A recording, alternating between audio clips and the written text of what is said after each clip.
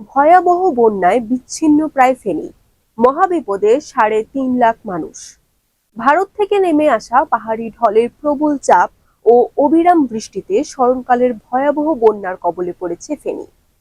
জেলার ৩ উপজেলার বিস্তীর্ণ জনপদে পানিবন্দী ৩.৫ লাখ মানুষের প্রাণ বাঁচানোই এখন মুখ্য হয়ে উঠেছে। বন্যা কবলিতরা বলছেন, ফেনীতে এমন ভয়াবহ বন্যা আগে দেখেনি কেউ। প্রতিনিয়ত পরিস্থিতির অবনতি হচ্ছে। ফুলগাজী, পরশুরাম এবং ছাগলনাইয়া উপজেলার প্রায় ৯৫% এলাকা ডুবে গেছে। বন্ধ রয়েছে সড়ক যোগাযোগ, নেই বিদ্যুৎ সংযোগ। বন্যা দুর্গতরা উদ্ধারে সেনাবাহিনী ও কোস্ট গার্ডের ২৪টি বোট নিয়োজিত রয়েছে। তাদের পাশাপাশি বিজিবি, ফায়ার সার্ভিস ও স্বেচ্ছাসেবীরাও উদ্ধার তৎপরতায় যোগ দিয়েছেন। তবে যোগাযোগ বিচ্ছিন্ন হয়ে পড়ায় এবং পানির প্রবল স্রোতের কারণে উদ্ধার কার্যক্রম ব্যাহত হচ্ছে। বৃহস্পতিবার সকালে বিপদসীমার ১০০ সেন্টিমিটার ওপর দিয়ে বয়ে যাচ্ছিল ফেনীর মুহুরী নদীর পানি।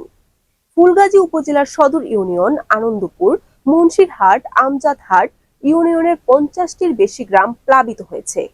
এসব এলাকায় তলিয়ে গেছে রাস্তাঘাট, পুকুর ও ফসলি জমি।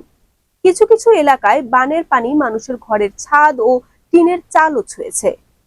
বুধবার রাত থেকে বৃহস্পতিবার সকাল পর্যন্ত ৩০,০০০-এর মতো মানুষকে উদ্ধার করে আশ্রয় কেন্দ্রে নেওয়ার কথা জানান অতিরিক্ত জেলা প্রশাসক। এছাড়া ফেনীর সকল শিক্ষা প্রতিষ্ঠানের উঁচু ভবনকে আশ্রয় কেন্দ্র হিসাবে ব্যবহার করা হচ্ছে। বরিশাল.নিউজ।